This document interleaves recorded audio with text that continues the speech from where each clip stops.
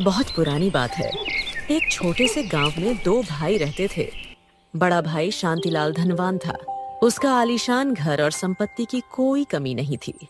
छोटा भाई केशव जो बहुत गरीब था, उसे 2 वक्त की रोटी भी मुश्किल से मिलती थी। फिर भी केशव दयालु और नेक दिल था।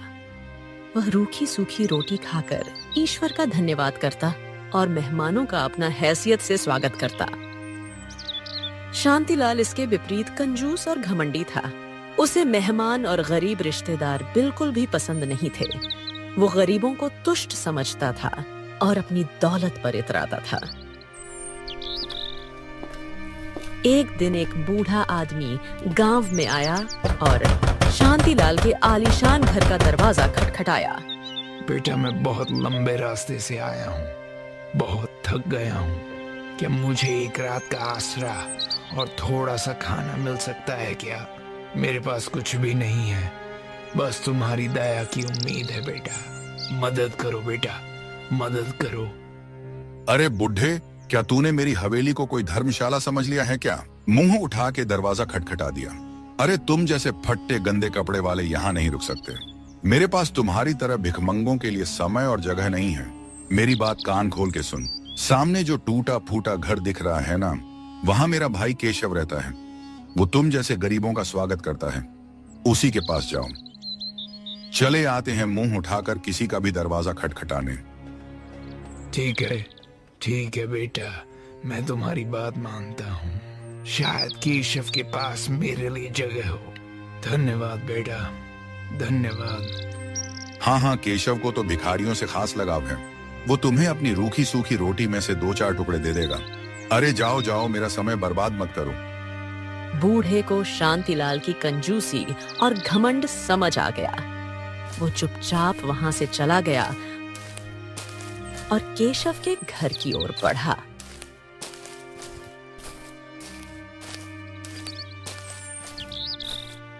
बूढ़े ने केशव के टूटे फूटे घर का दरवाजा खटखटाया। केशव मुस्कुराता हुआ बाहर आया। अरे बाबा जी, नमस्ते नमस्ते, आप कैसे आए? अरे बाप रे, बाहर बहुत धूप है। एक काम करिए, आप पहले अंदर आइए। अंदर आइए, धूप में काहे खड़े हैं? आइए ना। बेटा मेरी बात सुनो, मैं बहुत थका हुआ हूँ। लंबा रास्ता तय करके आया हूँ। बस एक रात के लिए आसरा चाहिए बेटा। अरे बाबा, ये तो आपका अपना ही घर है। पहले अंदर आइए, बैठ के पानी पीजिए, थोड़ा सांस लीजिए लंबा लंबा। बहुत थके हैं, फिर बाकी की बात बाद में करेंगे।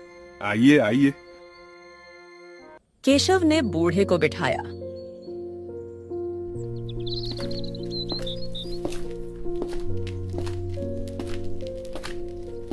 अपने टूटे फूटे बर्तन से पानी पिलाया और रात को उसने एक सूखी रोटी और पानी परोसा। बेटा तुम्हारे पास तो खुद इतना कम है, फिर भी मुझे अपने हिस्से का खाना दे रहे हो। ये मैं कैसे ले लूं बेटा? बाबा जी, मेहमान तो भगवान का रूप होता है। अब हमारे पास भले ही खाना कम हो, लेकिन आपका स्वागत करने का मौका मिला, यही हमारे लिए अनमोल है। आप तो खाइए, मन हल्का होगा। थक गए होंगे ना, खाइए खाइए। बाबा हमारे पास यही है, लेकिन दिल से दे रहे हैं, इसीलिए अब बिना संकोच खाइए। बेटा तुम्हारा दिल सोने से भी कीमती है। मैंने बहुत से घर देखे, लेकिन तुम जैसा स्वागत कहीं नहीं मिला। आनंद आ गया। हाँ, अब अच्छा लग रहा है। अच्छा तो देखो बेटा केशव, तुमने मेरे साथ इतना प्यार दिखाया। मैं इस गांव में एक जरूरी काम से आया हूँ। बाबा, हम आपकी बात का मतलब नहीं समझे। मतलब आप कौन हैं और ये कौन से काम की बात कर रहे हैं आप? बेटा मैं कोई साधारण बूढ़ा नहीं हूँ। 60 साल पहले मैं इसी गांव में रहता था। मेरे पास धन दौलत की कोई कमी नहीं थी। सोने के सिक्के, कीमती जवाहरात, सब कुछ था मेरे पास। मेरा एक भरा भूरा परिवार था। पत्नी थी और 2 बच्चे थे। अच्छा, फिर क्या हुआ बाबा? आप यहाँ इतने सालों बाद क्यों लौटे भला? हाँ, एक दिन की बात है। मेरी पत्नी और मेरे बच्चे नाव से दूसरे गांव जा रहे थे। नाव पलट गई और मैं उन्हें बचा ना सका। मैं उस दिन उनके साथ नहीं था बेटा, इसीलिए मैं बच गया। लेकिन वह हमेशा हमेशा के लिए मुझे छोड़कर चले गए। लेकिन उस दुख ने मुझे तोड़ दिया। मैंने दुनिया से नाता तोड़ लिया और तीर्थ यात्रा पर निकलने का फैसला किया। ओ बाबा, ये तो बड़ा भयानक हादसा हुआ। फिर क्या किया आपने? हाँ, फिर मैंने अपनी सारी दौलत को पास के एक जंगल में एक गुप्त जगह पर छुपा दी। सिर्फ एक सोने की ईंट अपने पास रखी ताकि उसे बेचकर तीर्थ यात्रा का खर्चा उठा सकूं।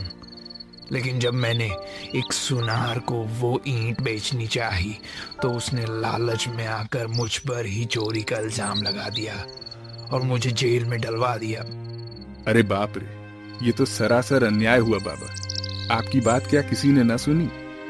नहीं बेटा, कोतवाल ने सुनार की बात मानी और मुझे कारागार में डाल दिया। कई सालों तक मैं जेल में रहा। अब सजा पूरी करके मैं अपने गांव लौटा और मैं अब उस छुपाए हुए खजाने को निकालना चाहता हूँ। ओह, तो आप चाहते हैं कि हम उसमें आपकी मदद करें?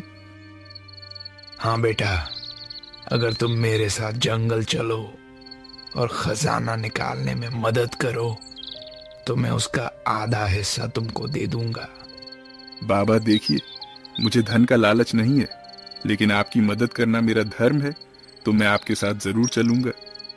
हाँ हाँ, तुम्हारा दिल सच्चा है केशव। तुम जैसे लोग इस दुनिया में बहुत ही कम हैं। ठीक है, कल सुबह हम जंगल चलेंगे। बाबा आज रात यहीं रुकिए, सुबह केशव आपके साथ जाएगा। हमारी झोपड़ी छोटी है, लेकिन आपका स्वागत करने के लिए जगह बहुत है। ठीक है बहू, ठीक है। तुम लोग सचमुच अनमोल हो। केशव ने बूढ़े की मदद करने का फैसला किया। रात बीती और अगली सुबह का प्रतीक्षा होने लगी। सुबह सूरज उगने से पहले केशव और बूढ़ा आदमी जंगल की ओर निकले। जंगल घना और सुनसान था। बाबा, ये जंगल तो बहुत बड़ा है। आपने खजाना कहाँ छुपाया? धैर्य रख बेटा, धैर्य। हाँ वो देख, वो पुराना बरगद का पेड़, उसी के पास एक गुप्त गढ़ है। मैंने सारी दौलत वहीं दबाई थी। अरे इतने सालों के बाद भी आपको सही जगह याद है? बेटा, जब जिंदगी का हर पल उसी खजाने की याद में बीते तो भूल कैसे सकता हूँ मैं। मेरे लिए ये सिर्फ धन नहीं, मेरे परिवार की आखिरी निशानी है। हाँ बाबा, मैं आपका दुख समझ सकता हूँ। खैर चलिए बाबा, जल्दी से उस जगह को ढूंढते हैं। चलिए।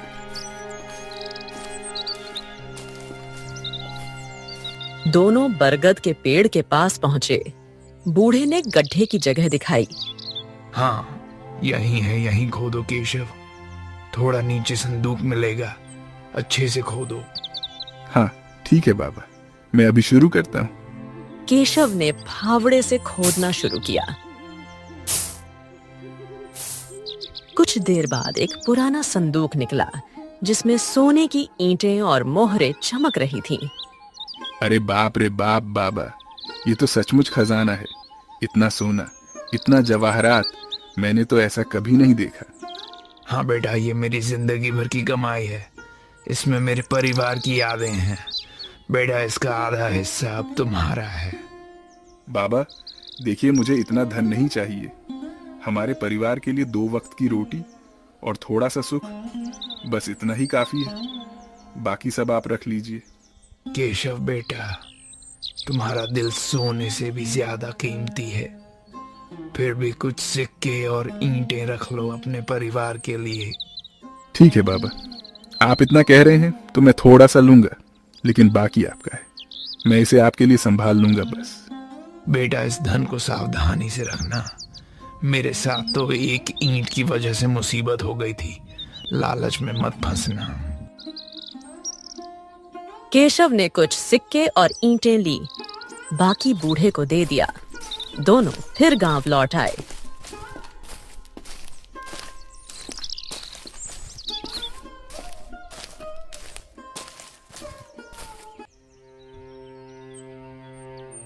अरे यह क्या लाए हो?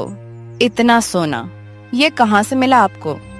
अरे भाग्यवान, ये पूरा का पूरा बाबा का खजाना है। मैंने तो बस थोड़ा सा लिया है, वह भी बाबा ने कहा, इसीलिए बाकी बाबा का है। बहू, यह खजाना मेरे ज्यादा काम का नहीं, मैं इसे गरीबों में बांटना चाहता हूँ। केशव, तुम इसे जरूरतमंदों तक पहुंचाने में मेरी मदद करो। बाबा, आप सचमुच महान हैं, हम आपकी बात मानेंगे। बूढ़े ने संदूक लिया और अगली सुबह चुपके से चला गया, लेकिन उसने केशव से वादा लिया कि वह खजाने का सही इस्तेमाल करेगा। केशव ने खजाने के कुछ सिक्कों से छोटा सा व्यापार शुरू किया। उसकी मेहनत और दलता से व्यापार जल्दी ही फैलने लगा।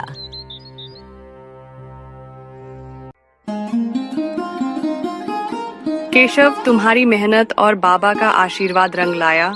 अब हमारे घर में सुख शांति है। हाँ, सही कहा भाग्यवान। ये सब ईश्वर की कृपा और बाबा जी की दया से हुआ है।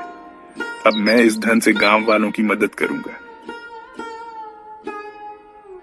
केशव ने गरीबों को अनाज बांटा, बीमारों की देखभाल की और बच्चों के लिए एक छोटा सा पाठशाला शुरू किया। गांव वाले उसे बहुत सम्मान देने लगे। भैया, केशव जैसा नेक इंसान तो इस गांव में कोई है ही नहीं। उस सब के लिए कुछ ना कुछ करता है। गजब आदमी है वह। हाँ, पहले केशव के पास कुछ नहीं था, फिर भी उसने हमें खाली हाथ कभी नहीं लौटाया। अब वो हमारा भगवान है, भगवान। अरे भगवान तो बस एक ही है, ऊपर वाले सबका मालिक एक। ठीक है, और मैं तो देखो भाई अपना फर्ज निभा रहा हूं।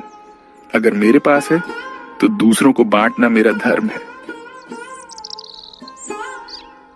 केशव ने अपने टूटे फूटे मकान की जगह एक सुंदर घर बनवाया। वो मेहमानों का पहले से ज्यादा आदर सत्कार करने लगा। उधर शांतिलाल की कंजूसी और घमंड ने उसे गांव में अकेले कर दिया। लोग उससे दूरी बनाने लगे।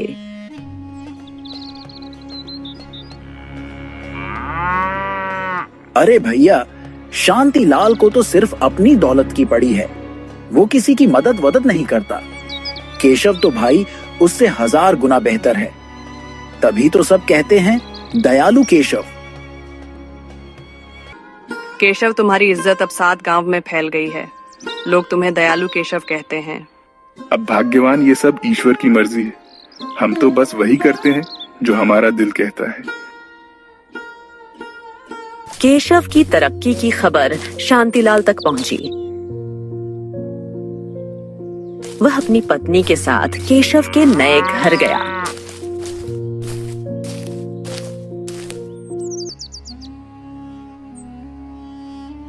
ए केशव, ये तेरा नया घर, इतने सारे नौकर चाकर, इतना सामान, इतना पूरे गांव में सम्मान। ये बता तू इतना अमीर कैसे हो गया हैं? पहले तो तेरे पास एक रोटी भी मुश्किल से थी। भैया, सब ईश्वर की कृपा है। मेहनत और दया से जो भी मिलता है वही मेरे पास है। चाहे जितना अमीर हो जाओ, केशव हमारी बराबरी नहीं कर सकता। हमारा घर, हमारी दौलत इस गांव में सबसे बड़ी है। तुम तो बस एक गरीब थे। अरे भाभी, तुम्हें क्या लगता है हम कम हैं? हमारे पास तो अभी और भी खजाना है। उसे निकालकर हम तुमसे कहीं ज्यादा अमीर हो जाएंगे। खजाना? ये क्या बात कर रही है तू? क्यों रे केशव, ये सच है का? अरे चुप रहो भाग्यवान, ऐसी बातें बाहर क्यों करती हो? भैया, ई बस उसका गुस्सा है। कोनो खजाना बजाना नहीं है, बस ऐसे ही मुंह से निकल गया। नहीं, कुछ तो बात है। तो इतना अमीर अचानक से कैसे हो गया? जरूर कोई राज है और मैं पता लगा के रहूंगा।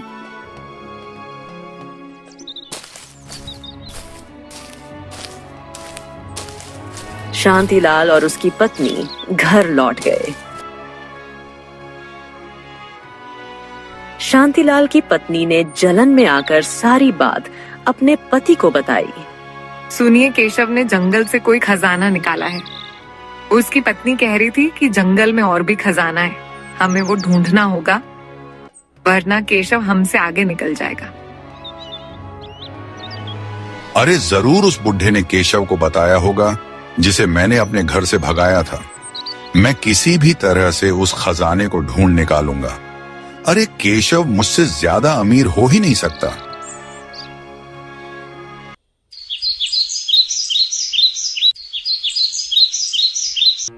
शांतिलाल ने केशव की निगरानी शुरू कर दी। वो हर समय प्रीतम के घर और उसकी हरकतों पर नजर रखने लगा।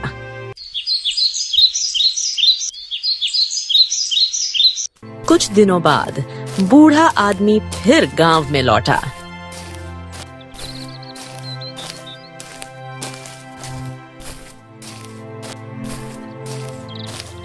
शांतिलाल ने उसे गली में देख लिया और उसका पीछा शुरू किया।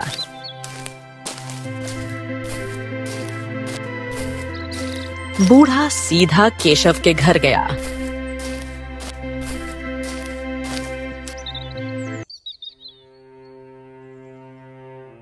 बाबा, आप फिर आ गए। देखिए, आपकी कृपा से मेरा घर अब सजा हुआ है। आप देखिए तो सही। अच्छा, आइए आइए, अंदर आइए, अंदर आइए। बेटा, मैं ज्यादा देर नहीं रुकूंगा, बस एक जरूरी बात बताने आया था। मेरे साथ जंगल चलो। बाबा, आप कहें तो मैं अभी चलूं, लेकिन बाबा बात क्या है? बेटा, मैं शायद अब इस गांव में दोबारा ना आ सकूं। जंगल में एक और खजाना दबा है। मेरे जाने के बाद उसे निकाल लेना और सुरक्षित रखना। समय आने पर मैं तुमसे ले लूंगा। बाबा, आपका खजाना मैं आपके लिए ही संभालूंगा। आप निश्चिंत रहिए, मैं अभी आपके साथ चलता हूं। चलिए। दोनों जंगल की ओर निकले। शांतिलाल छिपकर उनका पीछा कर रहा था। जंगल में बूढ़े ने केशव को एक दूसरा बरगद का पेड़ दिखाया। बेटा, मैं शायद अब इस गांव में दोबारा ना आ सकूं। जंगल में एक और खजाना दबा है। मेरे जाने के बाद उसे निकाल लेना और सुरक्षित रखना। समय आने पर मैं तुमसे ले लूंगा। बाबा, आप तो निश्चिंत रहिए, मैं इसे सुरक्षित रखूंगा। लेकिन आप ये बताइए कि आप जा कहां रहे हैं? बेटा, अब मेरा समय पूरा हो रहा है। मैं तीर्थ यात्रा पर जा रहा हूं और शायद अब ना लौटूं। तुम्हारा दिल साफ है, इसीलिए तुम्हें यह जिम्मेदारी दे रहा हूं। बाबा, आपने हमको इतना कुछ दिया है, हम आपका एहसान कैसे चुकाएंगे?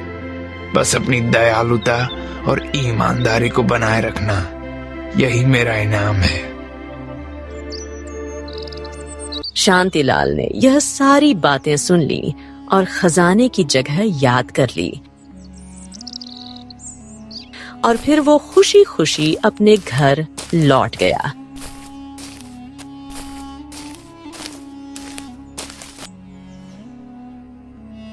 सुनती हो? अरे मुझे खजाने का सारा भेद पता चल गया। अब वो दूसरा खजाना मेरा होगा। केशव को कुछ ना मिलेगा। सचमुच अब हम इस गांव में सबसे अमीर होंगे। केशव और उसकी पत्नी को उनकी औकात दिखा देंगे। घमंडी होने के साथ साथ वो औरत बहुत ही मूर्ख भी थी। इस घमंड में वो सीधा केशव के घर गई और केशव की पत्नी से कहने लगी, इस गांव में सबसे ज्यादा अमीरता हम ही रहेंगे, क्योंकि मेरे पति को भी जंगल में मौजूद एक खजाना मिल गया है, जिसे निकालकर हम लोग एक बार फिर से तुम लोगों से आगे निकल जाएंगे। इतना कहकर वो इतराती हुई अपने घर वापस चली गई।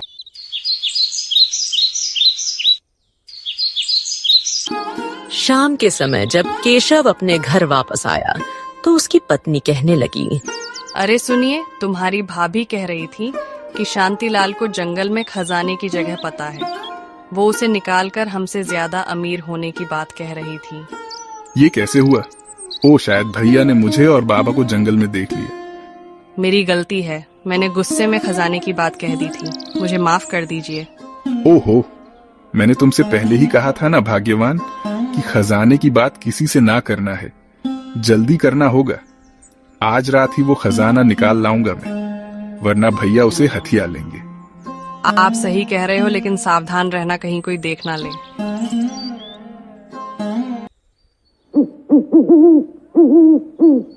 केशव ऊसर जंगल गया।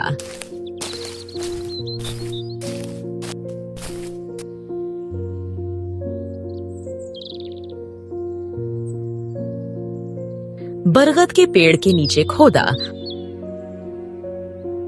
और दूसरा खजाना निकालकर घर ले आया। उसने उसे सुरक्षित छुपा दिया। हाँ, अब ये खजाना बाबा के लौटने तक सुरक्षित रहेगा। किसी को भी इसकी भनक बिल्कुल नहीं लगनी चाहिए। सुन रही हो ना? मैं अब किसी से कुछ नहीं कहूंगी, तुमने जो कहा वही करूंगी।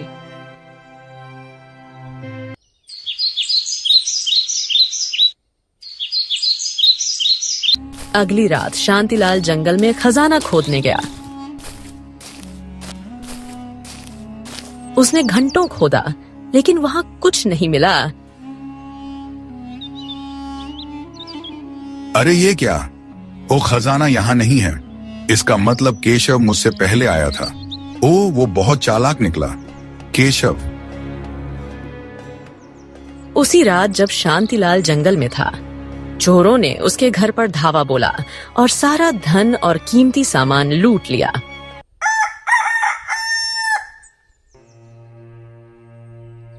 आप कहाँ थे? चोर हमारे घर में घुस आए, सब कुछ लूट कर ले गए। अब हमारे पास कुछ नहीं बचा। अरे रे, ये सब तुम्हारे लालच की वजह से हुआ है। मैंने खजाना ढूंढने की बहुत कोशिश की, लेकिन केशव वहां मुझसे पहले ही पहुंच गया और अब हमारा अपना भी धन चला गया।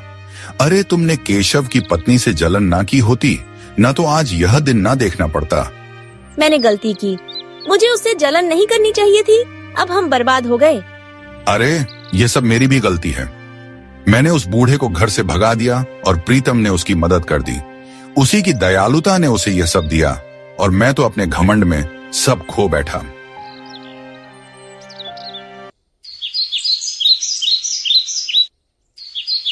कुछ महीनों बाद बूढ़ा आदमी फिर गांव लौटा।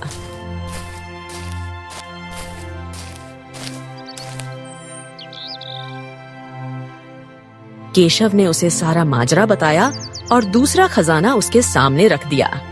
आइए बाबा, ये मैंने आपका खजाना सुरक्षित रखा है। हमारा भाई इसको हथियाने की कोशिश कर रहा था, लेकिन मैंने इसे बचा लिया। बेटा केशव, तुमने मेरे भरोसे को सही साबित किया। अब यह खजाना तुम्हारा है।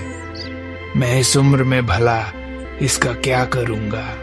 बाबा, एक बात कहूं, मेरा दिल कहता है ना कि अब आप कहीं ना जाइए, हमारे साथ ही रहिए ना। मुझे आप में अपने पिता दिखते हैं। क्या आप मुझे अपना बेटा मानकर हमारे साथ नहीं रह सकते हैं क्या? बेटा, तुमने मुझे वो सम्मान दिया और प्यार दिया जो मेरे अपने परिवार ने भी नहीं दिया था। ठीक है, मैं तुम्हारे साथ रहूंगा। बाबा, आप हमारे घर की शान हैं। अब ये घर आपका भी है। केशव ने खजाने का अधिकतर हिस्सा गरीबों में बांट दिया। उसने एक आश्रम बनवाया जहां थके हुए यात्री और गरीब रुक सकते थे। बूढ़ा आदमी केशव और उसकी पत्नी के साथ उनके घर में ही रहने लगा। शांतिलाल अपने लालच और घमंड के कारण सब कुछ खोकर गांव छोड़ गया।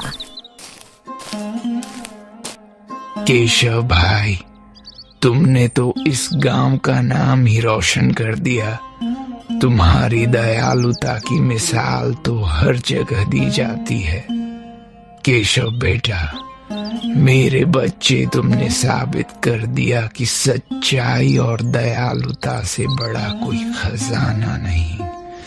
तुमने मेरा विश्वास जीता है बेटा। केशव की कहानी 7 गांव में फैल गई। लोग उसे दयालु केशव कहने लगे। वो बूढ़ा और अपनी पत्नी के साथ सुखी और शांतिमय जीवन बिताने लगा। उसकी दयालुता और ईमानदारी की कहानी एक मिसाल बन गई, जो यह सिखाती थी कि सच्चाई और अच्छाई हमेशा जीतती है।